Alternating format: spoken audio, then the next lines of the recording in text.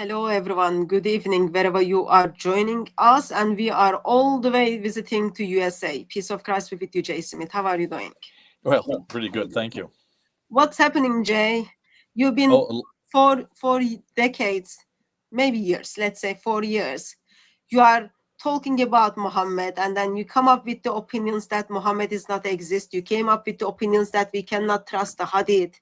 And now, Sheikh Yasir Qadhi, Mr. Horse in the narrative, is coming alongside of you and supporting you, seems. What do you think what's happening? I mean, this is a real gift, isn't it? It was just a week ago, exactly a week ago today, back on the 9th of July, that he had this, this, he was being interviewed by this group. Let me bring it up. I forget the name of the group. Do you know what they are? They're called, here, I got it here. They're called Skepsis Islamica, and it's two people, Roxana Irana and Tehran Pool, who are very academic, and they like to bring academics up from an Islamic standpoint and talk about academia and Islam. So they brought up Yasir Qadhi. I absolutely needed to bring up Yasir Qadhi because now the question that they were talking about was not what we're going to talk about. They were the entire interview was about understanding Salafism.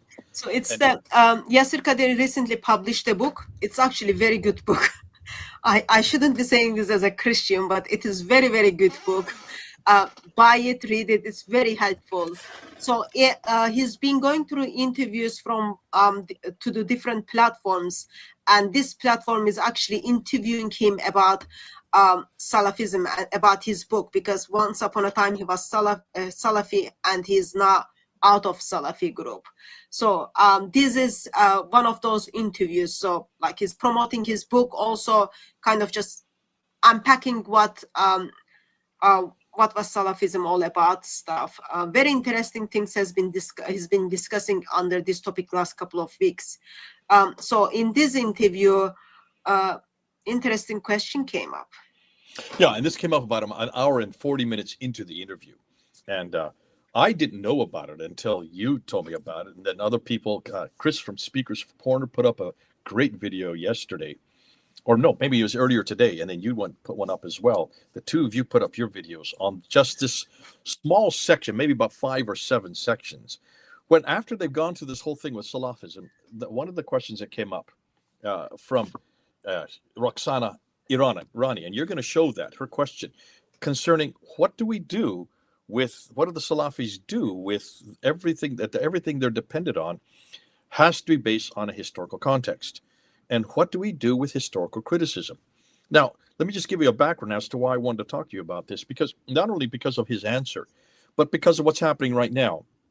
In just the last 2 weeks, a little over a week ago, I was in California and I did a large talk, about 2-hour talk at Calvary Chapel, Chino Hills, on just this question, responding to videos that were put up by a fellow named Rabin Ibrahim saying that historical criticism is bonkers. I mean, he says it's the weakest of all criticisms, and that no one would listen to no Muslim. They will laugh at you if you were even to bring up something as ridiculous as Muhammad didn't exist. And that was great that he put that up there because I was able to respond to it. Now here, the same week that I'm responding to his 2 videos from April, you have Yasir Qadhi coming up and supporting me and supporting exactly what I'm trying to say. And that is everything we know about this guy named Muhammad. This guy, Muhammad, is based on accounts that have nothing to do with anybody living at that time, anybody that knew him or saw him or heard him. So here we're basing everything we know. In fact, that's 2 billion Muslims, are basing everything they know on someone who never saw him, on people who wrote about him but never heard him. But they are so sure that he did exist. So let's go ahead and run that, because this is the question. If someone did exist historically, there are 4 things that have to be required to support that individual. Number 1, they have to have been referred to by name. Number 2, they have to have lived in the place that they are supposedly living. Number 3, they have to have done what people say they did do, and number four, that have to do in the time period that supposedly all these events happened. So in this case, the man has to be a man named Muhammad who comes from the city of Mecca, who received a book called the Quran and became the model for that book. And all of this happened before 632. Those are the four criteria what all historians demand of anybody who lived at any time. Now, it's not to say that we have to have an exhaustive reference to all four of those areas. What we do need is just one reference, just one reference to a man named Muhammad living in a place called Mecca, receiving the Quran in before the time of 632 when he dies. Okay, that's all we're asking. So here comes the whole problem with Salafi that these people are bringing up. And of course, in order for Salafism and all this viewpoint of what Muhammad said and did, in order for that to happen, you have to have records of it. You have to have somebody who was there, either seeing that man, saying those things in that place and at that time. The people that you need to do that have to be eyewitnesses, right? That's what we would demand of Jesus Christ. We needed eyewitnesses. We do have eyewitnesses. We have John and we have Matthew. What Muslims would call that is Sahabas. The Sahaba would be the eyewitnesses. So the Sahaba are those people who are actually there seeing Muhammad, seeing what he did, and hearing what he said. So the Sahaba would have written it down. And of course, when people say, well, no, they didn't know how to, of course they do how to read and write. In fact, we're now finding out what we just found in the last week, that Muhammad had 65 secretaries. I kid you not just Zayd bin Thabit that I always thought. They are now actually, Muslims are all actually coming out with 65 names. We have all the names of the 65 secretaries of Muhammad. So obviously, what do secretaries do? They write down what the Prophet said and what the Prophet did. So if that is the case, there must be some documentation for that. So let's go ahead and open up and let's look at this, because she's asking a very good question. If the Salafis really believe in what this man said and what he did and how he's the model for all of mankind, and certainly for all Muslims, then where is the historical record for this? And what is historical criticism going to say about this record? Now, later on in the interview, Yasir Qadhi is going to make a distinction between the Quran and the traditions. When he says hadith, he's really meaning all the four genre of traditions. So he's referring to the hadith, the sirah, the tafsir, and the tariq. So he's not making the distinction at this point. He's just referring in one blanket statement as hadith, okay? Just so we don't get confused on that. But go ahead, Hatun, what have you found, and let's see what they're now saying. Yeah, let me just say hi to people, because I was just like chatting you, kind of already introduced the topic. So it's good to have you in the chat, brothers, sisters, friends, guests, or enemies. So we are going to go through Yasir Qadhi's video, short part of it. It's approximate between 4 minutes to 7 minutes. And then after that, we will go through Jay's slides to make his case, whether who is this kind of, let's say, prophet of Islam is or was. Hatun, can we just go through the first roughly 2 minutes first? Just stop after about 1 minute and 50 seconds. Yes. Because that's one category that I want to talk about. And then from there, we can go up to 3 minutes and 14 seconds. And then we get into the really juicy material after 3 minutes. Yes, we will do that. Patience is virtue. Patience. And those of you who are joining us in the chat, please tag DCCI Ministries to your comments and questions on the topic. I am going to bring them up to Jay. So let's first bring our attention to video Jay Smith is talking about. This is taken from, let's put it up here. Skepsis Islamica. Yeah, so we are going to use it in the intention of critique and, I don't know, maybe like use it as a complementary critique and education purposes. So in case, I remember when Yasir Qadhi talked about holes in the narrative, he was giving me copyrights after copyrights. So I just wanted to make sure that we are using this video in intention of critique and education purposes. So I will start from here, Jay, and then you tell me to stop, and then we stop, okay? Future of Salafism and post-Salafism and its approach to theology and source criticism. I think one of the main things it has to engage with, and something that we engage with a lot on this channel, is historical critical scholarship that's occurring within Western academia and in Islamic studies more broadly. One example that I think is very relevant is one of the most notable scholars in Quranic studies, employing the historical critical method, Nikolai Sinai, has concluded in his most recent book that actually the Salafi approach to the interpretation of the divine attributes is the one that is most in line with the clear reading of the Quranic text, and has even referred to Ibn Taymiyyah as an exemplary scholar in this regard. On the other hand, in the Western Academy, we have a very skeptical approach to the Hadith corpus and its ability to tell us anything really about the Prophet and actually what he did and said, which appears to be diametrically opposed to the Salafi theological emphasis on the Hadith canon. How do you think this sort of academic scholarship, and also its increasing accessibility to lay believers, will affect or influence the continued development of Salafi or post-Salafi thought?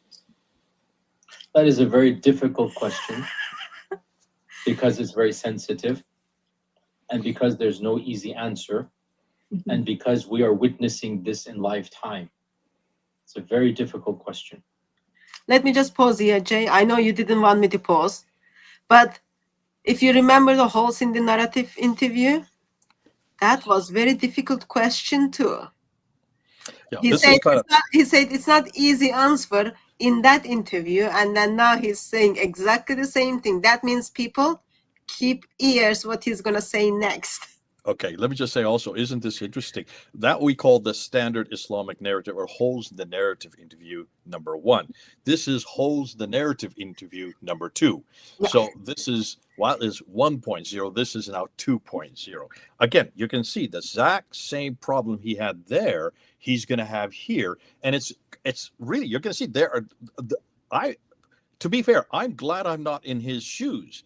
I wouldn't know what to do with what he's being posed right here. Go ahead. Let's see what he says. Also, for those of you who are not that much familiar with the words, so when he's talking about Salafis, he's thinking about Ibn Taymiyyah. In today's circle, so when we say Salafi Muslims, think about Mohammed Hijab and his team. Adnan Rashid will be in that group as well. So those are the individuals in today's world. Very radical Muslims. Or very messed up Muslims who need Jesus. And it is a question that I myself am grappling with at a personal level, at a believing level, and as an academic, and as a preacher and teacher. Without a doubt, studying Islam in the madrasa and then studying in the academy has shaped me. And I've spoken about this in a lot more detail. I have a lecture online, if you're interested. It's called Between the Madrasa and the Academy. And I go over and I highlight that there's good and bad in both. And one of our problems is that most people in the madrasa and most people in the academy are refusing to acknowledge the good of the other. And they only concentrate on the negatives of the other. And as somebody who's lived in both and is still involved to this day in both, I still attend AMJA conferences I'm presenting and the other conferences I attend, and I still present papers, and I just published a book. This is my monograph. Had I still been in the academy, this would have got me my professorship. Alhamdulillah, I don't need to do that. I resigned. I resigned because of the pressure in the academy. I resigned because I can't speak about Israel in the academy. I resigned because my morality is subjugated to public opinion and polls. I can't preach in the mosque if I'm a member of the academy. My preaching of the mosque will impact my position in the academy. That's nonsensical to the academy, but that is the reality, right? So I am not a fan of creating animosity between these two strands. I actually believe it is important that both of them recognize that each one has much to offer the other. And I speak as somebody who's traversed both of them and respects both of them. There are also areas where we're going to have to agree to disagree. And we should be brave enough to just acknowledge it and move on. The origin of the Quran is one of them. I am a Muslim. When I'm preaching and teaching, I will use the Quran as evidence. End of story. When I'm presenting an academic paper, I understand for my audience, the Quran is not an evidence. I understand this. Doesn't mean I don't believe it in my life, but I will not then use it in the same way. and I'll become third person. Well, the Quran states this, whereas in a lecture I'll say Allah says. It's the same thing, but how you phrase it and the utilization is going to be slightly different. So in some areas we're going to have to agree to disagree, as you're aware, and I think you have in your channel interviewed such people as well. Did you want to make any comment at this stage, Jay? Okay, so what he's doing here, and bless his heart, he is trying to be as honest as possible, and he's trying to show that there is a real dilemma for men in his position. He's going to continue on and say why specifically. He's talking about the madrasa versus academia. Those are the two different, the two dichotomous groups. He said the same thing with Muhammad Hijab when he talked about you in the East versus me in the West. You in the standard narrative, which you represent Muhammad Hijab, versus myself, I have to represent academia here in the United States. So he made the same distinction in that interview, but he's making it much more of he's defining it much better in this interview. And here's the dilemma. And we're going to go on, so I don't want to take thunder from him. He's going to exactly explain that, because he's going to say what are these two groups. On this side is the madrasa. Madrasa stands for traditional Islam. Stands for 99% of all Muslims in the world today, including himself, including those three right there. On this side, however, is the academia. Now, I can't say for these two people that are at the top, Roxana and Tehran, where they stand on this, but I'm hearing that they are academics. So I would suggest they probably may be on this side, and that's why he has to be careful what he says to them, just because their channel is called Skepticism of Islam. They're skeptics of Islam. So here he is, he's caught in this dilemma, and he's trying his best. This is why it's such a hard dilemma for him. How do you stand in both camps and yet be relevant to both camps? Now, he's going to come to a conclusion in this video. This is what's going to be great. But we're jumping the gun. Let's go ahead, and as he defined these two camps, and he's going to show us that he is probably one of the best to speak to this issue, because he's been at both two of the best schools in the world in both of these camps. Go ahead and play the video. Many of the modern academics love to discuss the origin of the Quran, right? Of like the parallels of other, like the Alexander story, other stories, right? And their goal here, even if it's not explicit, is very clear. Their goal is to illustrate that the Prophet ﷺ was very crafty, very ingenious, that he tapped into all of these legends and then he constructed the Quran, right? That is an inherent bias of the Western Academy, because they're refusing to acknowledge the theological presumption that we have. And that is, the Quran is inspiration from Allah. I believe this, and therefore that type of talk will just not resonate with me, because I'm not, so we have to agree to disagree. Hadith is another area. We're going to have to agree to disagree.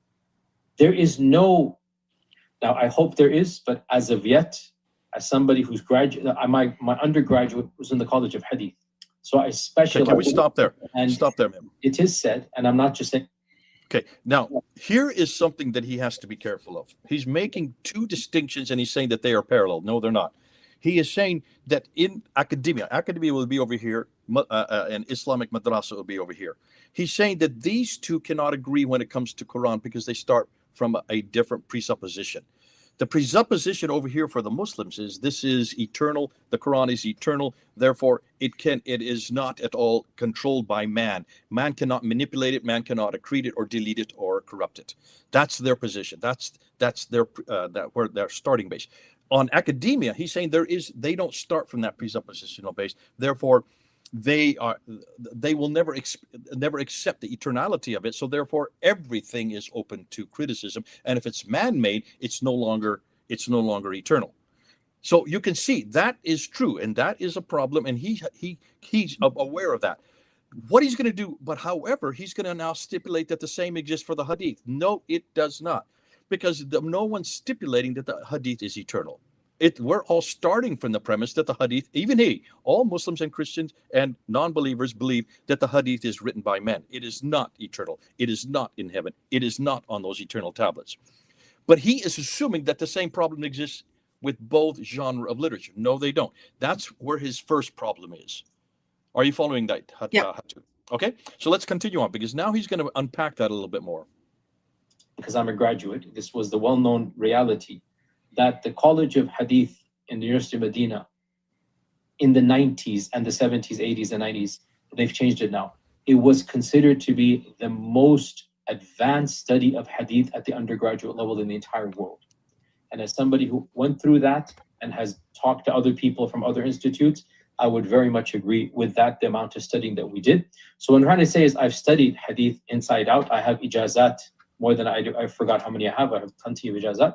And I've also studied the historical critical method. In fact, for a period of my life, my second year of Yale, before I decided Ibn Taymiyyah, I really wanted to write a PhD on the isnad analysis and basically a Muslim defense of it, which would have been utilizing the historical critical method. So anyway, my point being, I'm well aware. My preliminary conclusion, and please audience understand, I could be wrong. And if I'm wrong, please correct me. My preliminary conclusion is there is no middle ground.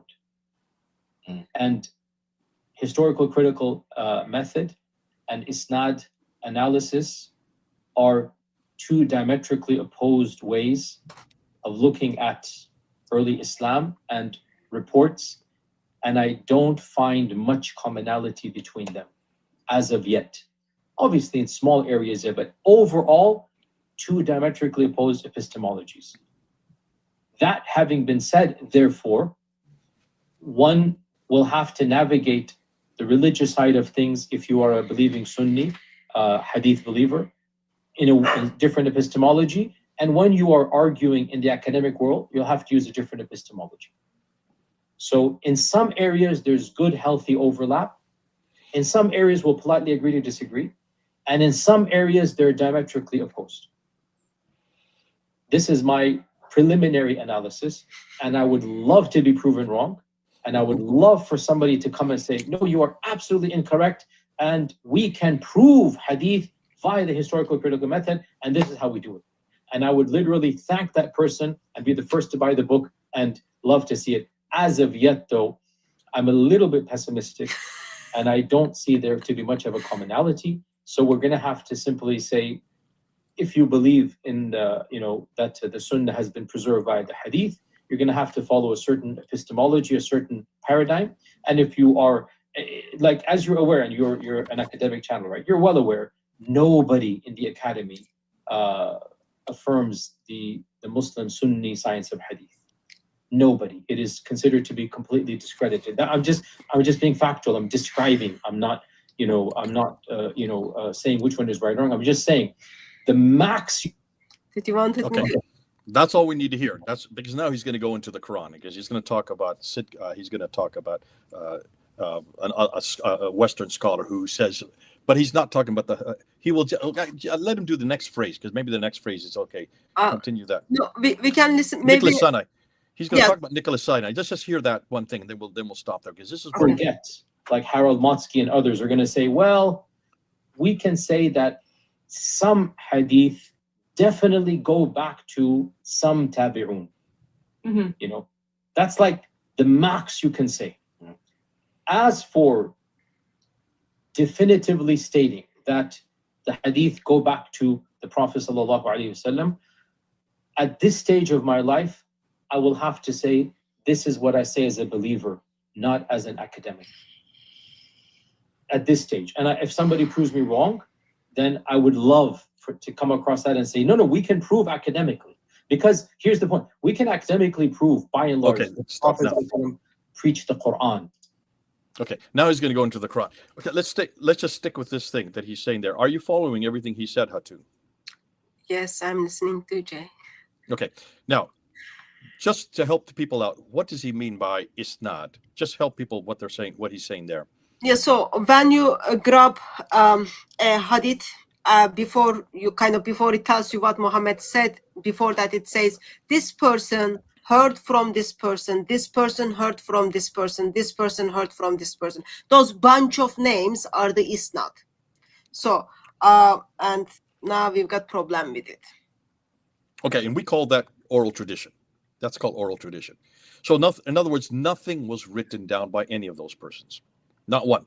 It's hearsay. We call another word for it be hearsay, and that's the problem. And he knows that, and he has he's saying difficulty with that. Now, this is going to be the problem with the Quran. We're not talking about the Quran today. That's a whole nother subject, and let's just leave that to one side. The difficulty, and this is why he's coming up with it. Now, notice he says he belongs to the two schools. On this side, he was to the best school in the world in Medina, which is the best school of Hadith, and he got his scholarship there. Likewise, he was one of the best schools in the world when it comes to historical criticism, Yale University in America. So he's in both those two schools. So what he's saying is, I am really the authority on this very issue. That's what he's saying. Now, knowing that, that's probably why they brought him on board, because I would suggest in the English-speaking world, or any world, because there is nothing outside of the English-speaking world on historical criticism in Islam. You have to do it in English.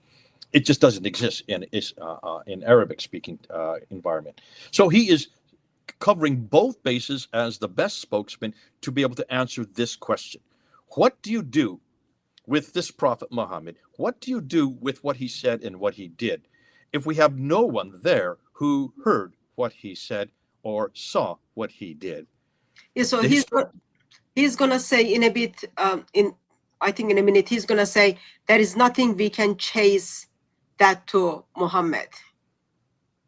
Well, he's already said that. He's already said there's nothing. He said the Tabi'un. He put the Tabi'un in. For those who don't know what the Tabi'un, they are the second generation after the Sahaba. The Sahaba are actually the eyewitnesses. Our equivalent in Christianity would be Matthew and John. The Tabi'un would be Mark and Luke. They're the ones that got it from the Sahaba. They weren't actually there watching it or knowing it, hearing Jesus speak, but they got it from those who did watch and hear what Jesus said. So we would have the same equivalent. Now, what he is saying is the Tabi'un, the second generation, would have known Muhammad. And I'm going to shut that down very quickly just by showing you some graphs. We're going to actually confront that notion that there were no Sahaba and there were no Tabi'un at all. We don't have anybody of that caliber. They are only in name only. These are nothing more than suppositions. But he still is of that mind that there may be some of those who were actually heard, who then pass it on to those who pass it on to other, who pass it on to another, and then finally it was written down. He would say in the 9th and 10th century, we're going to shut that one down too. None of this comes from the 9th and 10th century. Okay, so that's the position he takes. Go ahead.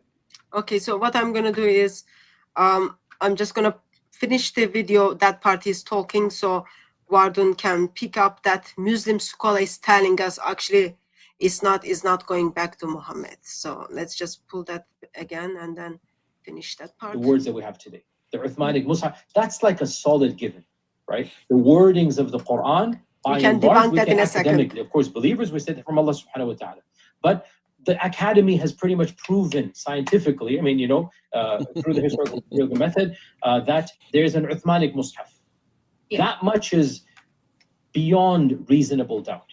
And the fact that there's an Uthmanic Mus'haf, we're talking about senior companions all being alive, right? So by and large, the normative interpretation of the modern academy is that what the Quran claims to be, the wordings of the Quran, the preaching of the Quran, the teaching of the Quran, the Prophet ﷺ said them. This is the mainstream, and we can prove this. As of yet, I don't think we can do that to the Hadith literature. And we're just going to have to understand these are two different epistemologies. So when I become Sheikh Yasir and I go and preach and teach, I will quote Sahih Bukhari and I will quote Sahih Muslim and I will say, Qala Allahu, Qala Rasuluhu, sallallahu alayhi wa sallam, and that's the preacher. And I understand in the academy, I cannot quote Bukhari and this will be what the Prophet said. I understand this, so I'm just going to have to use a different, epistemology. Does that answer your question? I don't know. Definitely. Yeah. Okay, we pause there. I think just, Jay, you need to make a comment on this so-called Uthman's Quran. Historians, Muslim scholars, as well as Muslim scholars simply tells us, actually, Uthman's, that Quran called Uthmanic Quran, has nothing to do with Uthman. Yeah, I don't want to break that news to Yasir Qadhi, but I think let me do that. Yes, Yasir Qadhi, so-called Uthmanic Qurans has nothing to do with Uthman. They were written down way after Uthman was in hell. way after Uthman was in hell. That's a historical fact as of, it's been historical fact for a couple of years now.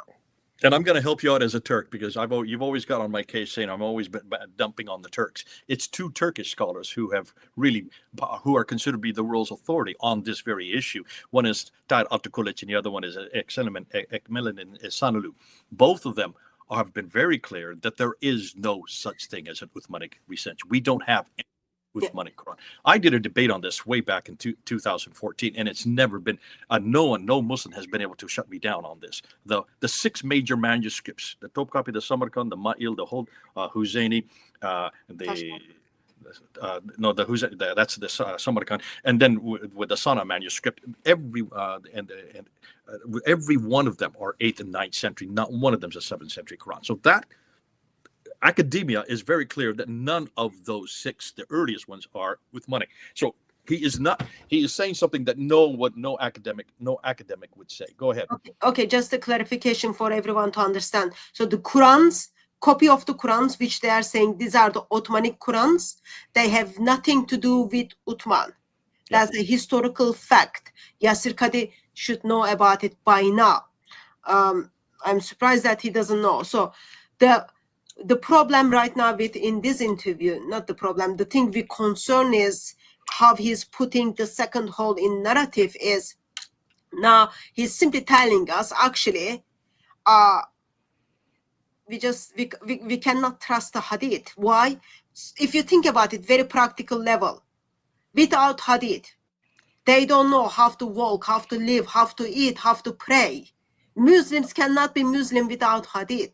I shouldn't be the one who kind of encourages Muslims to follow the Hadith and the Quran, but without Hadith, no Islam.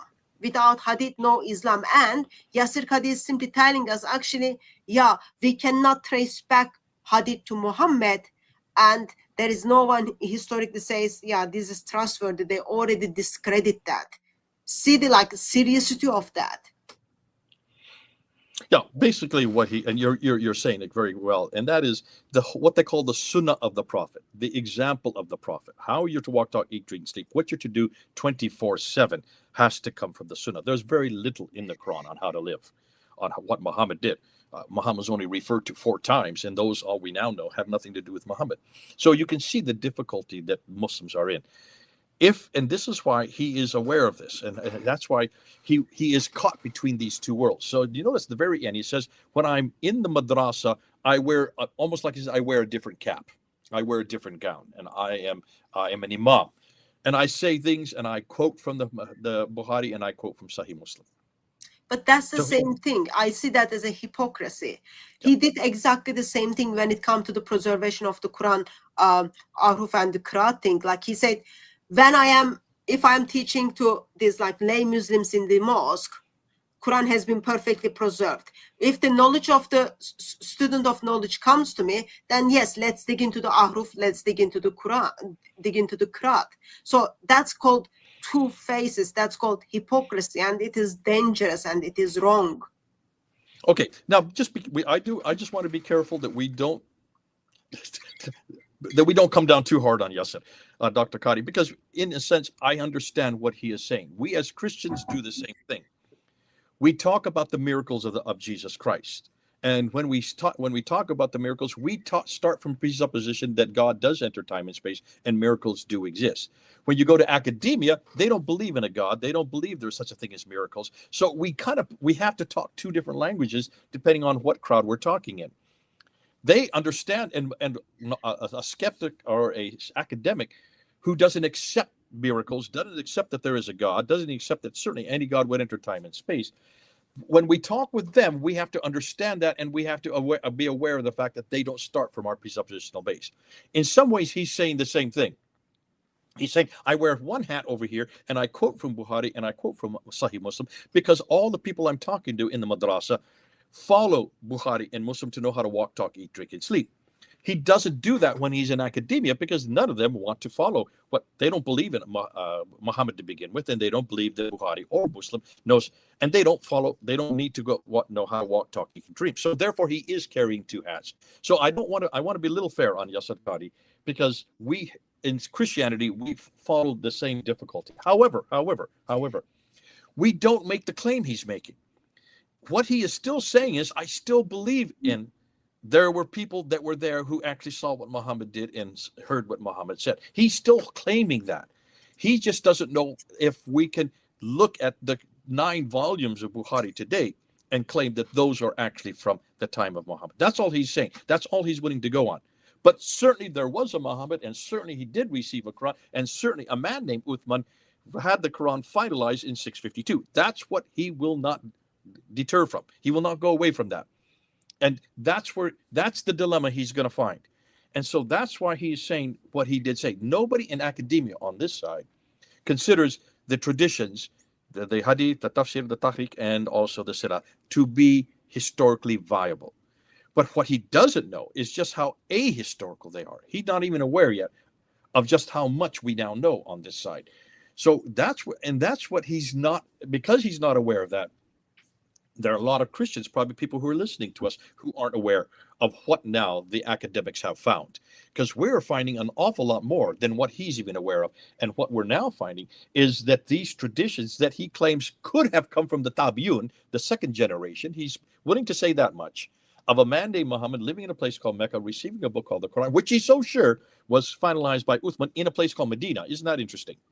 In the place called Medina. He's willing to take that goal. What he doesn't realize is the reason he has to make that claim are coming from documents that are not from the 9th and 10th century, okay? They're from much, much later. Well, you look at me, this is what you get. So with the philosopher or with a lay person, I will be the same. But yeah, Jay is making a case that it can change from one person to another person. Okay, so overall my take on is Yasir Qadhi was being asked very difficult question. He's like trying to deal with the question, and then in that, let me just read what he said because I did send that to you as a message.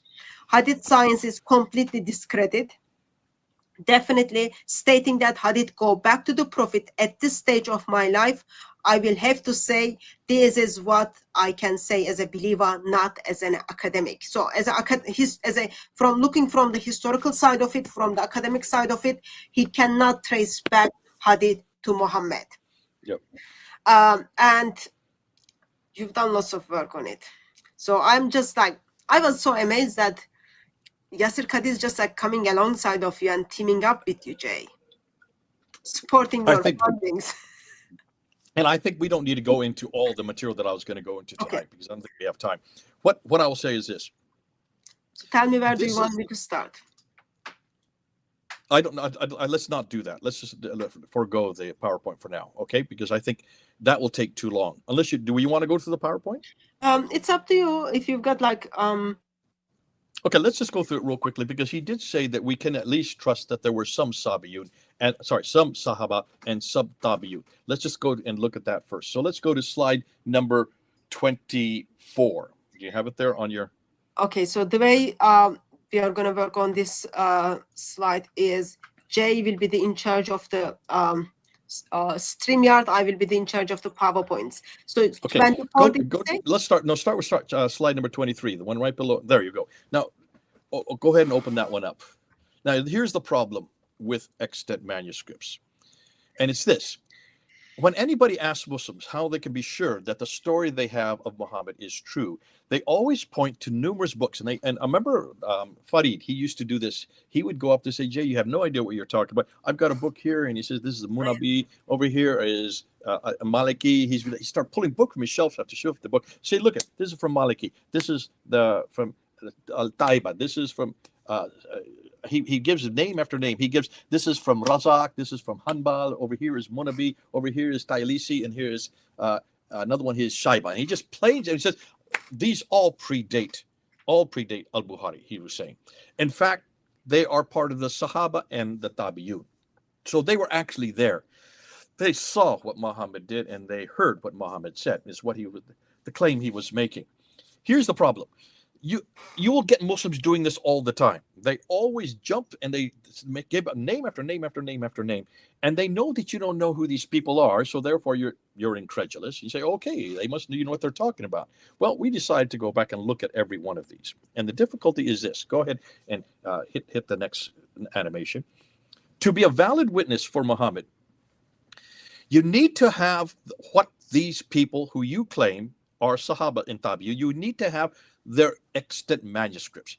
And I'm not just going to stop at the Sahaba and the Tabi'un. I'm going to also say also the Sirah writers and the Hadith writers and the Tafsir and the Tahqiq writers, all of them, all those 5 genera of what we know as the Islamic tradition, they have written something down, and we need to see where those manuscripts are that they wrote down. Okay, next, hit the next animation. Remember, the compilers of the Prophet's life and sayings all worked under the authority of the Muslim caliphs. So Hatun, what this means is the caliphs were very wealthy. They were living there in Medina. They have had all access. Remember, by the time you get to Muawiyah and by the time you get to Abdul Malik, you have from Spain all the way to India, and then you have Turkey all the way to Yemen under their control. They were the second biggest superpower of their day. You can't tell me that these were poor individuals. They were there in the courts of Damascus, and they were in the courts of Baghdad later on, especially with the Abbasids later on, where all these writers were, because the writers we're going to talk about, Hisham and Al-Waqidi and Bukhari and Muslim and all of the Hadith writers, and then of course Al-Tabari, they were all in the courts of Baghdad. Baghdad is where the caliph lived, and these guys had wealth seeping out of their pores. So they were not dependent on papyrus like our early church fathers were. The early church fathers, when they were, or those who were writing the gospel accounts, they were not very rich, they were not wealthy, they wrote on papyrus, which are these interlocking leaves. These guys all wrote on parchment and on vellum. Look at the earliest manuscripts, the ones we just talked about, the Topkapi, the Samarkand, the Matyal, the Petropolitanus, the Husseini, and the Sana'a manuscript. They're all on parchment, animal skins. Animal skins are durable. So the Muslim written text should still be in existence even today, because we're only talking about, my goodness, we're talking only 1,200 years, 1,100 years ago. Or the earliest ones would be 1,400 years later. Consequently, there is no excuse not to have the original manuscript for any of these Sahaba or the Tabi'un or the Sirah. So let's hit the bar one more time, because the next. Also, remember, like there was a persecution for Christians versus Muslims were the one who were persecuting. So that's another excuse, another reason that they have no excuse to not have their manuscripts in full form. Absolutely. You have the Edict of Diocletian. You have the enormous amount of persecution where they went and actually destroyed most of the manuscripts of the Bible in 300 AD. This you don't have. And that's why, be careful, Muslims. If you're going to make this claim, then you've got to be able to put up or shut up. And so they're making this claim that we do have these manuscripts. So what we're going to do now, we're going to look at the extant manuscripts for each of these. The Sirah, which is the biography of Muhammad, the Hadith, which Yasir Qadhi is talking about, that's the sayings, the Sahaba codices, which are the companions of the Prophet, the Tabi'un codices, which are the second generation, as well as the Tahqiq, his history, and the Tafsir, his commentary. Go ahead and let's hit the next slide. So this slide now, we're going to go and we're going to talk about the Sahaba and the Tabi'un. These are the first generation that they claim. These are the eyewitnesses, or you would call them the companions of the Prophet. And then the Tabi'un would be those who received what they knew from the Sahaba. Now, what they claim is, and this is what Farid and all the others are claiming, that these guys, these names are all people that actually were there with Muhammad. They were the companions of the Prophet. They heard him. They saw him. And let's go look at their names. So let's go ahead, and that's the claim they make. They also, therefore, they are all from the 7th, possibly the 8th if they're Tabi'un, but they're from the 7th century. That's a lie. Let's look at them. The Muwatta of Ibn Malik, that is actually first, and I'm going to confront this later on. The earliest manuscript we have for anything by Malik is he didn't live until the 9th century. He did not live in the 7th century. Let's look at the next one. The Sahifa of Haman ibn Munabi. He was from the 12th century, not from the 7th century. That's 500 years later. Go ahead, the next one. This is the Musnad of Ibn Halbal, 13th century. That's 600 years later. The next one. Same with Musanaf Abdul Razak, 13th century. Next one. the Musnad of Al-Tailisi, and then the last one, Abi Shaiba. This is also 13th century. Notice, these documents were all supposedly created in the 7th century by these guys living in the 7th century, yet we don't have any documentation until the 9th to 13th century. Thus, from 2 to 600 years too late. Okay, hit it again. This suggests that they were all written by others hundreds of years later. Consequently, they are all redacted attributions. Now, I want to go to the next slide, because the next slide then puts up unless it shows it visually. Okay, so now just start hit it one time and just look and see all these names. Just hit it once. There's all the names. Okay, so Muwatta ibn Malik, Sahifa of Munabi, then Hanbal, Razak, Tailisi, Shaiba. They are all claimed to be in that time period, but they're not. Go ahead. The first one is Malik, that's 9th century, the Munabi 12th, then you come Hanbal, 13th century, also Razak, 13th century, Tailisi, 13th century, and Shaiba, 13th century. Look, so let's go ahead, hit it again. Get rid of those guys. They did not come from there. They came from the 9th to the 13th century, all right? So they're 200 to 600 years late. There it is visually. You can see it on a timeline. Now, hit the next slide, because I'm going to even confront that 9th century guy, okay? I'm going to confront the Muwatta ibn Malik, because right now they're now claiming, and it's all over the internet, Jay, but what about the Muwatta ibn Malik? Okay, go ahead, hit it. There, let's look at this.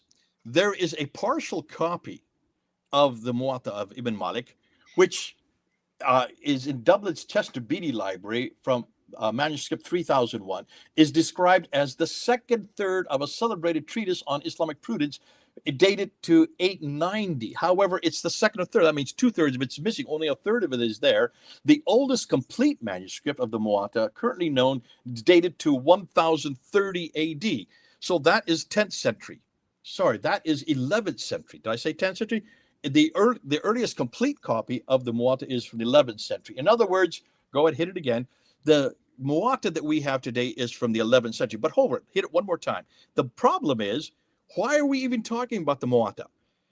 The Muwatta is only about the rules of jurisprudence and not about early Islam. So it does not help us with anything to do about the historical data on how Islam actually began or who Muhammad was. This also explains why the Muwatta is never included in one of the major Islamic traditions, because it's a completely different genre. It's not the genre we need on early Islam. So now let's go back to go hit it again. Let's go back to the timeline and let's go and do this again. But there we have, let's go put up all the claims that they make. There they all are, Muwatta, and there's that's right, the Muwatta, and then you have all the other ones, the other 6. We now know, and we think, go ahead, hit it again. They say it's there, but no, it's actually, hit it again. The Muwatta of Ibn Malik, it comes from there. So let's hit it again. Let's get rid of that guy. None of them should be there. So all of the Sahaba and the Tabi'un do not come from the 7th century. They start to appear from the 11th century up until the 13th century. That's 400 to 600 years too late. Now, hear what I'm saying, Hatu. I'm not saying that was the first time that these guys ever wrote down. I'm saying that's all we have in our hands today, which means there could have been someone named Ibn Malik who is earlier. There could have been someone named any one of these characters who were earlier, but we have nothing written by them from their time period. So therefore, we can't even know whether or not any of them lived or any of the material that we're looking at comes from them. Now let's go to the next genre, which is the Sirah. Let's continue on. And I think you know this one pretty well. Who really wrote that book there? That's the book we have to read. That's the book you've had to read. This is the one that's the standard work that's already done. Go ahead, hit it. The person who actually put this together was a guy, go ahead and hit it again, the guy named, and there it is, Heinrich Ferdinand Wustenfeld from Germany, who between 58 to 1860, he then put together this Sirah. Okay, hit it again. Now, that Sirah is written, that everybody Muslims are dependent on, is written by a German linguist who wrote Muhammad's story 160 years ago. However, where did he get his material from? Let's go ahead and look at the next slide. This is what we now know from what the scholars have told us, and this is what the Germans are telling us. What we know is go ahead, hit it. The first manuscript that they claim that gives us the life of Muhammad comes from those two guys. This is what the Muslims claim. It comes from Ibn Hisham and al-Waqidi. Okay. What we now know is that this guy, German guy, is the one that put the biography of Muhammad together, published it in 1860, but he got his material, go and hit it. He got it from this one, this in Fez, which is dated, and I want to get this right, that is 1067. And the next one, 1063. Did I say 1067? I meant 1063. The next one he got from the British Library in London, which is 1278. The next one is the Bodleian manuscript, which is 1324. And then the Chester Beatty manuscript in Dublin, which is 1331, followed by the Parisian Bibliothèque Nationale de France de Paris, which is 1420. And then the last one, and probably the most important one, is from the SOAS Library there in London from 1589. So he took those 6 manuscripts between 1858 and 1860, that 2-year period, and he just grabbed what he wanted and put it together 160 years ago. But here's what's interesting. The oldest one, the 1063 from Fez, he only used 25% of, throughout 75%, because he did not consider it to be important. Showing you that, and let's go ahead and throw out those other guys. Hit it one more time. Goodbye. Don't need them anymore. So everything we know about the biography of Muhammad starts to appear in the 11th century up until the 16th century. Go ahead, hit it one more time. So here's my conclusion for the Sirah. Every Western and Muslim scholar believes that the Sirah compilation was just 200 to 300 years after Muhammad, which is bad enough. That's what Yasir Qadhi is saying. He said, look at, okay, so it's 9th and 10th century. We don't have 7th century. What he doesn't know, and he'll be surprised to find out that they are really much later, between the 11th and 19th century. In other words, between 400 to 1200 years after Muhammad. Yasir Qadhi doesn't even know this yet. So he's going to be even... He's going to have to stumble even more. Now, let's go to the next genre, because the next genre would be the Hadith himself. Now we're hitting the Hadith that he's talking about. Who really created what he calls the 9th and 10th century Hadith? And he claims it's all 9th and 10th century. That is incorrect. Go ahead, hit the first one. Abu Dawud actually comes from the 11th century. That's 400 years later. An-Nasai comes from the 12th century. That's 500 years later. Ibn Majah comes from the 13th century. That's 600 years. Jami' at-Tirmidhi comes from the 14th century. That's 700 years later. Sahih Muslim, look at this. The second most important comes from the 14th century. That's 700 years later. And Sahih Bukhari, the most important, the most prolific, the one that has 9 volumes, is from the 14th to 15th century. That's 700 to 800 years. Go ahead, hit the conclusion. The conclusion is not one of these Hadith compilers, these 6 compilers, is from the 9th and 10th century, not their manuscripts. They may have been living there, but we don't have their manuscripts from their time period. They all were created way as late as the 11th to 15th century, which is 400 to 800 years too late. Okay, let's put that on a time. Yeah, I just want to point out something for the listeners who are going to use these things in their evangelism. If you picked it up, most reliable hadith by Muslims, according to Muslims, are the Sahih Muslim and Sahih Bukhari. But how many years they are after Muhammad? 700 to 800 years. They are the most reliable one. Think about the gap. That's mind-blowing. And canonization of current Sahih Bukhari is from 1800s. You've got manuscripts, little bit of that, but whole canonization is from 1800s. It's just those numbers. Most of times you think, oh, they are just numbers, but in here, those very big gaps, very big. Okay, let's just show it on it. Let's show it on the timeline. Look at the next slide. And you're going to put this on a timeline like we did with the Sahaba and the Tabi'un in the Sirah. I like your PowerPoints. They look so they're those very are the well 6. done. Thank you very much. Those are the 6 that they claim. Now, notice they're very close. They're 9th and 10th century. And that's what Yasir Qadhi is talking about. That's why he says we cannot trust it, because it's 9th and 10th century. But he has no idea of what he has no idea of how erroneous that statement is. None of them. We can't find any of them. They start to appear in the 11th century with Abu Dawud, 12th century for An-Nasai, 13th century for Ibn Majah, 14th century for Tirmidhi, 14th century for Sahih Muslim, and most importantly, 14th and 15th century for Al-Bukhari. And as you said, Hatun, that's why I put them in a little bit bolder type. They are by far the most important. Notice they are according to their tradition, they are the first, right? The first 2 are Al-Bukhari and Sahih Muslim. Actually, as far as extant manuscript is concerned, as far as history is concerned, they are the two last.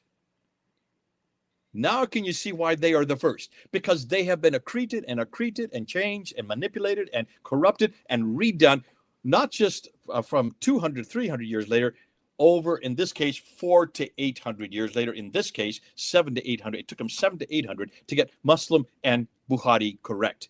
Okay, let's go ahead and put the conclusion up, which is the conclusion I'm saying. Conclusion, as you can see, every Western and Muslim scholar believes the Hadith compilations were just 200 to 300 years old. That's bad enough. And that's where Yasir Qadhi is having a problem. That's where his dilemma is.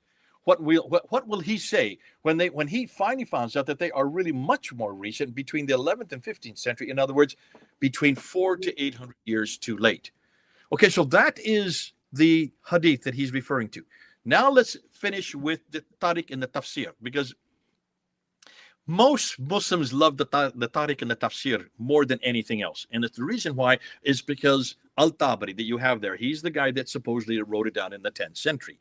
And he is the one that takes everything that everybody says, puts it out there, and it's all contradictory. And you can there sit and choose which one you want, what you want to, whatever fits your paradigm. You just grab it because Al-Tabari said so from the 10th century. That's what we've been told. No, no, no. Go ahead. The edition of Al-Tabari, which everyone uses today, was compiled by a Michael Jean de Geuge, the professor of Arabic at Leiden University, Holland, between 1879 and 1901, and is known as the Leiden edition. Actually, I've misspelled his name. It should be Goeje. Go ahead and hit the next box. I got it correct there, I think. Yeah. This de Geuge used two 13th century Arabic manuscripts from Turkey as his model. These were written 600 years too late. So conclusion, even Al-Tabari's Tariq and his Tafsir are not 10th century originals, but are much later 13th century compilations, which were merely attributed, in other words, redacted back to Al-Tabari 300 years earlier. Yet they are still 600 years too late. What's more, it took a Dutch scholar to compile them 1,200 years later. Now we're going to do this all together in one slide. You ready? Let's put it all together in one slide. Here we go. Wanted to point out another spelling mistakes. Istanbul Köprülü. So there is no I at the end. Okay, take that out. Oh, okay. It's Topkaplu. Köprülü. Thank you. I should have had you go over this before I put it up there. Need to know that. Okay, next slide. Yeah. Okay, here we go. So, an overview. Let's start with the Sahaba and the Tabi'un. There's the Sahaba. That's what they claim. But no, let's go and find out when they actually come. Let's hit they claim they're the Maliki is there, but he's not. Throw him out of the way. Get him out of the way. And you can see that's 11th and 12th and 13th and 13th and 13th. So, goodbye to the Sahaba and Tabi'un. There are no Sahaba and Tabi'un. Bye-bye. Now, let's go to the next one, which would be the Sirah. The Hadith. The Hadith, there's a 6 compilation that they claim. That's what they claim. But no, let's see when the Hadith actually get put together. They start with Ibn Dawud, and then you have, it's very small here. I can't read it, but you can probably read it better than me. Yeah, you can have it. For the Hadith, you've got Abu Dawud from 11th century, Al-Nisai 12th century, Ibn Majah 13th century, Al-Tirmidhi 14th century, Sahih Muslim 14th century, Al-Bukhari 14th to 15th centuries. Okay, so let's get rid of the 5, 6 that they claim are there. Bye-bye. We don't want you anymore. And now we go to the Sirah, and that's what they claim. Ibn Hisham al-Waqidi from the 9th century. No, not at all. They start to appear in 1063 with the Fez. Then you have the 1278 with the British Library. Then the 1324 with the Bodleian Library. Then you have the 1331 in Dublin, Ireland, and the BNF one in 1420. And then you have the SOAS one in London in 1589. However, put together by this character, Wustedfeld, in 1860. That's the 19th century. So goodbye to Hisham and Waqidi. We don't need them anymore. Now we go to, then we end off with the Tafsir and the Tariq, supposedly by this guy, Al-Tabari. No, they are actually come from 2 manuscripts that are there, that Köprülü, Istanbul Köprülü from 1041. That's 13th century, 1253, 1244. So that's 13th century, but to get put together by this character, this Dutch guy who's living between 1879 and 1901. So that's the last century that he actually writes Al-Tabari, and redacted back to the 10th century. So get rid of the Tabari in 10th century. Goodbye. We don't need him anymore. And what do we now know? Everything, go ahead, hit it once more. So everything the Muslims claim comes from that time period there, right? What we're finding, it comes from that time period. I'm going to put a red wall right there between them. So everything to the left side of that red wall is a big X. Nothing at all exists from that time period. And our conclusion, we've been told that the stories surrounding Muhammad's life were written by those who saw and heard him, thus by eyewitnesses or by others within a few generations. Yet we see above that everything we know about this man Muhammad, how Islam began, the origins of Islam, were originally created 400 to 9 years after he presumably lived, yet was not canonized in most of the respects until 13 to 1200 years later, suggesting it is all a fraud. Okay, we got it all in one go. So then what we have here is simply when Yasir Qadhi says, actually, we cannot trace Hadith back to Muhammad, he is simply correct. That's true, but he has no idea just how true he is saying that. And that's why, listen, what we're showing you, no one really has heard before, because we're the first. Dr. Pat Andrews is the one that put this all together. It took him 2 years to go through and find every one of these manuscripts. Now, let me just say something here before I go on, because I know people are going to shut back and say, hold on a minute. Are you trying to say that there was no al-Bukhari, there was no Muslim, there was nobody living in Baghdad or Ibn Hisham? No, I'm not saying this. I'm not saying this. There could very well, and I would have no difficulty with believing that Muhammad, that by the time the Abbasids, these are all Abbasid periods. Remember, 9th and 10th century is Abbasid. By the time of the 8th century, there was already a well-recognized group of people who believed Muhammad was a prophet, who believed Muhammad received a Quran, and who believed that Muhammad lived in Mecca. So by the time of the mid-8th century, that was well delegated. The difficulty is, once you put a man named Muhammad, who received a book of the Quran in that city called Mecca and that other city called Medina. Once you say that, you've got to have documentation to support that. You need a backstory. You need to create the traditions that fill that out. And also, once you have because by that time the Quran was the Quran did exist. I have no doubt the Quran existed by the mid-8th century, by the time the Abbasids come to power and move the headquarters from Damascus down to Baghdad. Once they're in Baghdad, they then have to create a backstory. That's why you have Ibn Ishaq writing the first biography in around 765. But what he wrote is not anything that was written down, because then it had to get manipulated for 70 years until Ibn Hisham wrote it down. But then when Ibn Hisham wrote it, got manipulated, and the first document we have of Ibn Hisham doesn't appear till the 11th century. And continues to the 13th, 14th, all the way up into the 16th century. So all of those we need to look together. Even Wustenfeld, when he was looking at what Ibn Hisham supposedly wrote, he refused to accept the earliest one, which is the Fed manuscript, and he threw out 75% of it, showing that even at the 11th century, by this time, the later Abbasid period, they still hadn't put together Muhammad's story. And this got then created and deleted until it was finally put together by a German scholar 160 years ago. Isn't it interesting? A European had to do the job for them. Now, that's all we're saying. That's all I'm saying here. I'm not saying that these people did not exist. What I'm saying is, once they had chosen their prophet, who was in contradistinction to the earlier prophets and who was you might say, in competition to the person of Jesus Christ from Christianity, because that was their other big superpower of the day. The Byzantines were their big superpower. They then had to create where this man lived, what he did, what he said. They had to create it. And what they did is, it took not just a 9th and 10th century to do that. It took them actually 400 to 900 years to do that. And what tends to happen is, especially now we can understand why Bukhari and Muslim are so late, because they are the most comprehensive. And they are then introduced as the earliest. So therefore, whenever you are, and again, I'm going to come back on you again as a Turk, especially during the Ottoman period, the Ottomans needed to have an awful lot of new material. They had to have new laws. They had to have new institutions. In order to do that, to have these laws and institutions, you needed to give credit to Muhammad. Because once you give credit to Muhammad, then it sticks.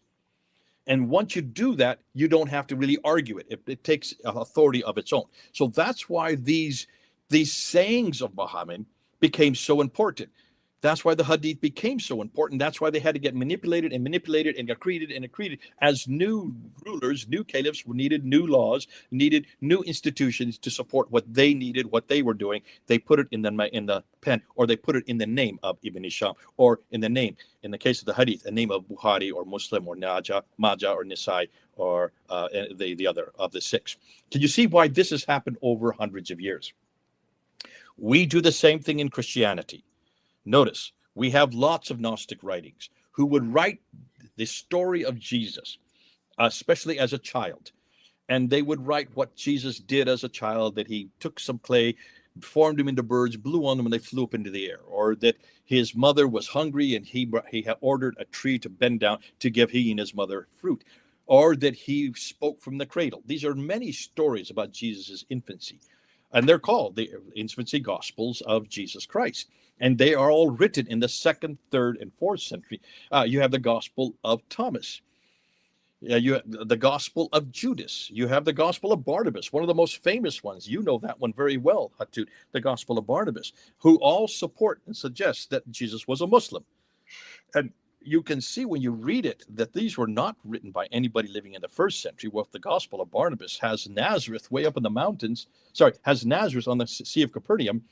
And it has Capernaum way up in the mountains where Nazareth should be. It confuses those two cities. So whoever wrote the Gospel of Barnabas did not live in Israel at all. And now we know that it comes from a Spanish manuscript, which was written in 1634. That's the 17th century, redacted back to one of the companion of Paul. So what you do is whenever you want something that is important, you want a new law, a new institution, you put the name of someone who is a Sahaba or someone who was a Tabi'un of Muhammad. You put their name on it, and therefore it gives saying that this is what Muhammad said, this is what Muhammad did, we were right there, we saw what he did, we heard what he said, and therefore we can have authority. And in a sense, that's what Yasir Qadhi was saying tonight.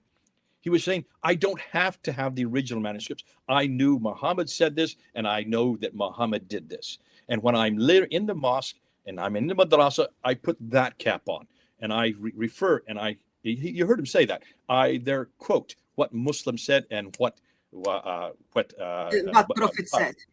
But when I come to academia, I don't do that because I know these guys are skeptical. So therefore, I wear a different cap, and I have to say, yes, we understand that you don't believe these guys said that. You don't believe that Muhammad said that, but I do. So he wears two different caps. He has to speak two different languages.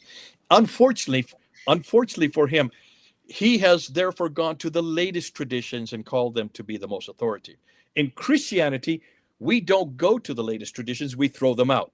That's why we don't go to the Gospel of Thomas. We don't go to the Gospel of Judas.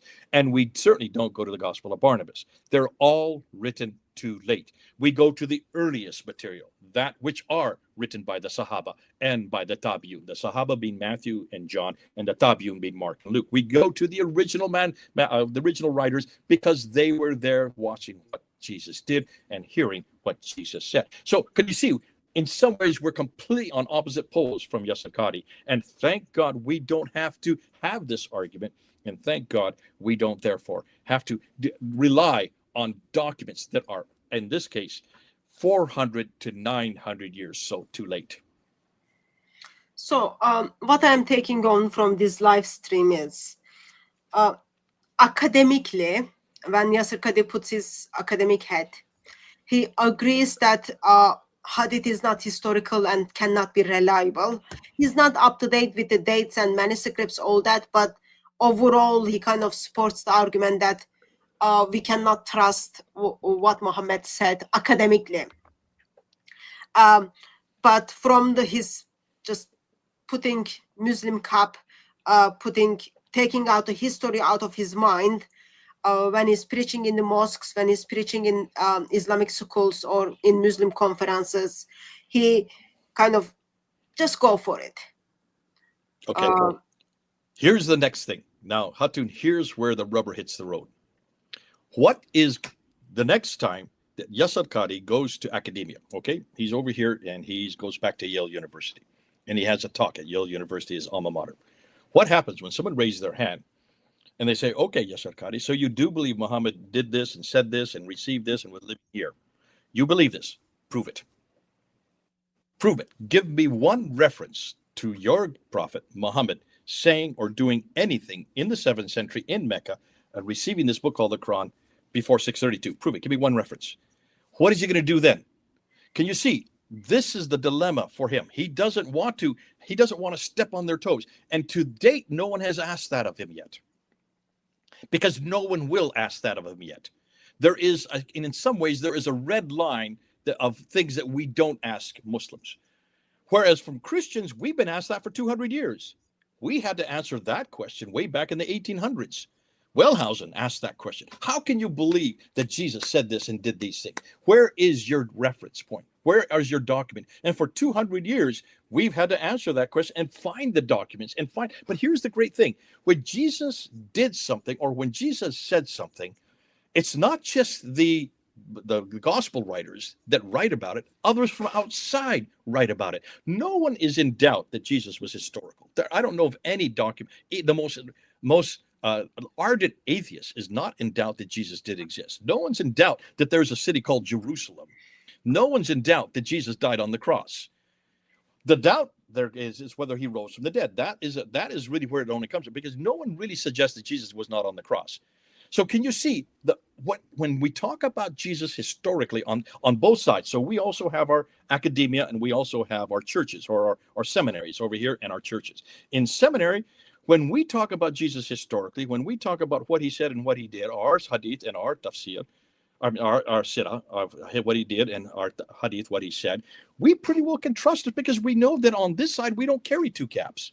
We don't carry two caps. When it comes to the historicity of Jesus and what he said and did, we are absolutely assured, not just because we can trust the accounts of the eyewitnesses and the Tabi'un, the Johns and the Marks and the Matthews and the Lukes, but we can also trust the historians that were there at that time, like Tacitus and like Josephus and like Thales and like Phlegon. Now, many people say, oh, yes, but those are much later writers. Listen, is there anybody that doubts that Jesus died on the cross? Can you show me anybody that doubts that? And can you prove it from the 7th century that there's some doubt for that? You can't. So that's why that is not in doubt. Is there any doubt that the place called Jerusalem did exist in the 1st century? Sorry, did I say 7th century? I meant 1st century. Okay. No one doubts those historical acts, and no one doubts what actually happened in the 1st century. When Yasir Qadhi makes the same statement about this man named Muhammad living in a place called Mecca and receiving a book called the Quran before 632, everybody just needs to ask the same question that was asked of us. Prove it. 2 words. Prove it. But using evidence from the 7th century. You can see he has yet to answer that question. That's the one he will not answer. And that's why in some ways, he's tiptoeing around this, because he knows that he won't be able to answer that one. So what I'm picking up from you is you are saying history and Bible works together. There's no contradiction between them. And you are saying, well, Yasir Qadhi is having these red lines that he cannot cross when it comes to the history versus tradition. I remember he went much further. He went much further than that. Look at the word he said. He said, nobody in academia affirms the Sunni Muslim science of Hadith. It is considered to be completely discredited. He's completely thrown under the bus. He's thrown the Hadith under the bus a week ago. And he has to do that because he's trying to hold both cats. And you cannot do that as a Muslim. There just is no one that credibly believes in the Hadith anymore. And when he's saying the Hadith, he means the Sirah, the Hadith, the Tafsir, and the Tariq, all 4 genres. I mean, this is huge and significant, Hatun. That's why you put a video up. That's why we're doing this video now. That's why Chris has put his video up, and I hope many other people put their video up. They need to really jump on this. It's only a week old, and we're now finding the greatest scholar in Islam today, the one who stands in both camps. He has been in Medina, and he has studied at the best in the world, as he said, the best place to study Hadith in the world on this side. And he's also studied in Yale University, one of the best. I'm not saying it's the best, but one of the best institutions to study historical criticism, who now it realizes that these people completely discredit what these people say. And therefore, he has to wear 2 caps depending on who he's talking to, because he cannot take what he knows here and bring it over here, because they just will not accept it. And he knows it. There is no way to compromise it. You can't compromise in academia. That's the beauty of it. I've got a couple of super chats and questions and comments. I'm going to bring them up to you, Jay. But I just, this 11th century is close to the Crusades. The Crusades followed invasion by the Turks. What part did Turks play in spreading Islam? Yeah, I'm not going to get into the 11th century. That's not my area of expertise. And as far as Turks, I'm going to let you answer that, Hatun, since you're a Turk yourself. Well, I don't know what part they played spreading Islam, but every country, every state they went to conquer or share life, they took the Quran with them, and then it was their intention to kind of put the Quran in actually same. I think it's the same. No, not in this one actually. Yeah, it's in the same video. This very video which we listened. Or maybe another video. Okay, there is like so Ottomans by Muslims are actually Ottomans by other Muslims are identified as pagans, the way they were following Islam, so they were identified as disbelievers.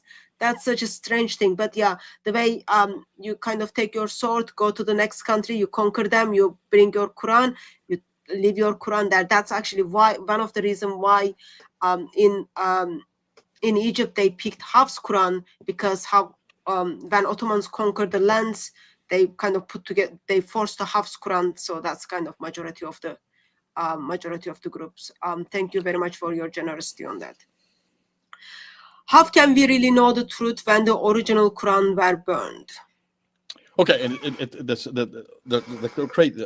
Paulo, the way to answer that is look at the whole story. The whole story says the original Qurans plural were burned, but the one that was created by Uthman,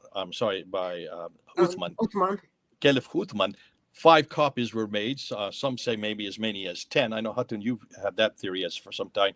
There's anywhere between 5 and 7 and 10, 9 copies were made and sent to 5 and 9 cities, to Mecca, Medina, Basra, Baghdad was called Kufa back then, and then Damascus. Where are any of those 5? So that's the more bigger question. Whatever Qurans he burnt, which is really interesting because Muslims today say he burned it because of dialectical difference. You can't have dialectical differences in a written text in the 7th century, because in order to have dialectical differences, you have to have the vowelization. The Dhamma, the Kasr, and the Fatha, those never existed in the 7th century. So there would be no difference in the dialectical, in any dialectical differences in a written text. So you can see that this is all material written by Al-Bukhari. Remember, this whole story about the burning of the Qurans comes from Al-Bukhari, Sahih Bukhari, volume 6, hadith number 509 and 510. As we now know, that was finalized in its final form in the 14th and 15th century, redacted back to the 7th century.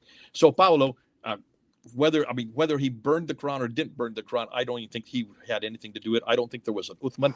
We can't find any reference to Umar or Abu Bakr or Umar or Uthman or Ali and any of these caliphs in the 7th century, and certainly not having their caliphal courts in a place called Yathrib, which at that time when it only had 200 people. How do you create an empire made out of 200 people?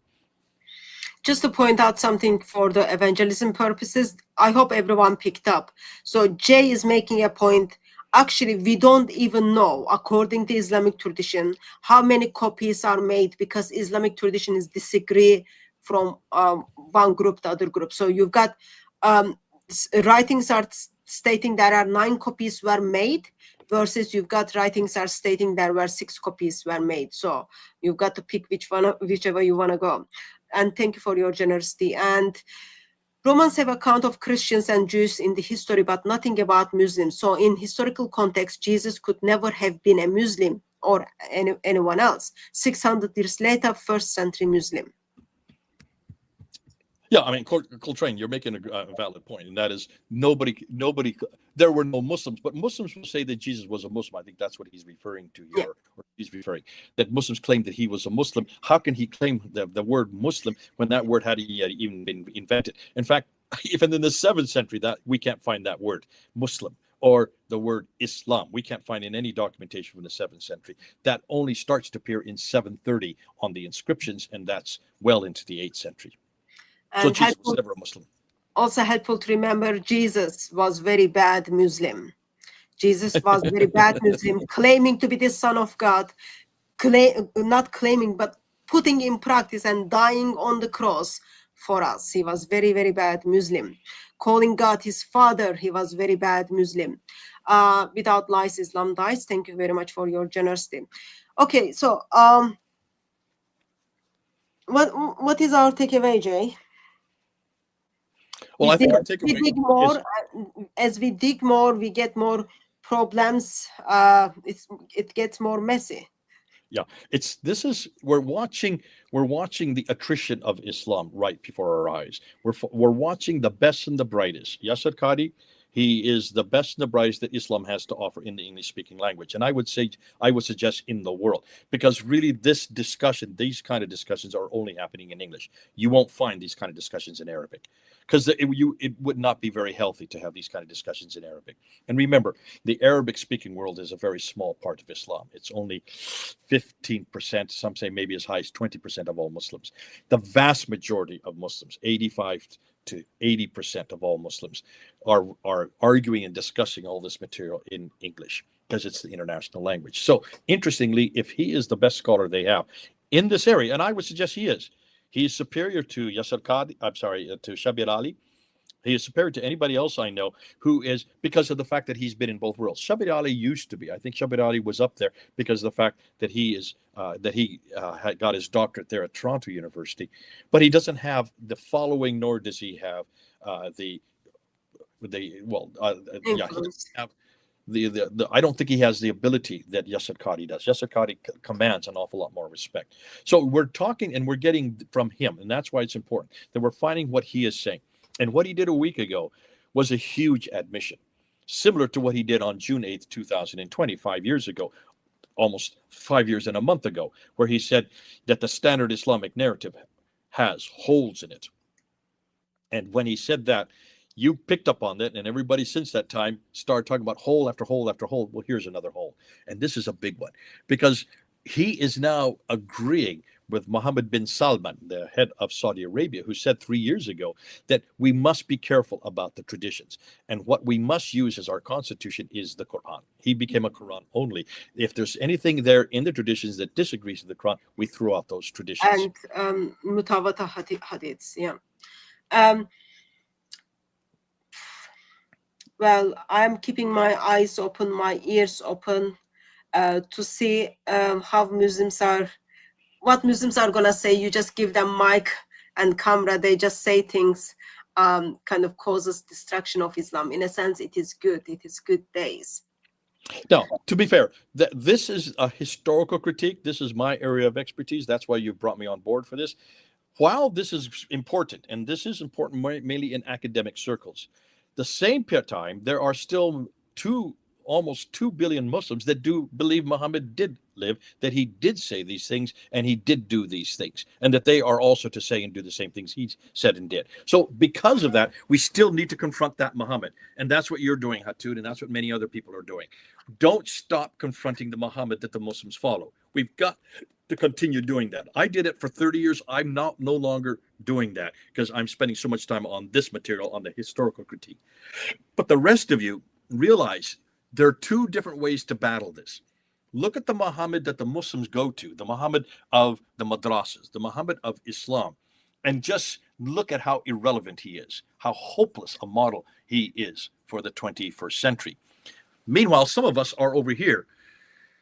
And when you look over here at this side, looking and saying that he just didn't even exist, so why are we wasting our time? We do need to that battle as well. But this is more of an academic battle. This is more for the makers and shakers, the ones who are going to be using this in the future. It's also, this material is much better in places like Africa, in places, especially in Nigeria. They like it in Nigeria because it is not Islamophobic and it's not hate speech. Whereas many people believe this material that we're throwing at Muhammad, his misogyny and the violence and all the sexual proclivities that he had, that this is very full of mockery and hate. So be careful how you use it, but be aware you need both. We need both of these polemics simultaneously. And so that's why Hatun and I work hand in hand, because of the fact she's much better at the former, I'm much better at the latter. And those of you who are kind of confused, which one should I follow? Where do I stand? Where do we stand in evangelism? Tomorrow I do have Tony from Radical Truth. He's gonna kind of come to the live stream, and then give us an alternatives how Christians kind of hold their position while there is a view of Muhammad existed or he didn't exist, how we do handle that. And on Friday, I have Titan TV will join me and Jay, where Titan TV is going to make a case why he believes Muhammad does not exist. So there are lots of things are coming out. Keep eye on and keep ear on everything. Jay, thank you very much for joining Thank me. you. I know it's very late in every part of the world. So hopefully I'll see you on Friday. And thank you very much, everyone who joined us in the chat. Please like, share, comment. I heard from Mohammed Hijab that comments are the one makes videos circulate. So do those kind of things. I'll see you tomorrow for another live stream. God bless you all. Thank you, Jay. Bye-bye.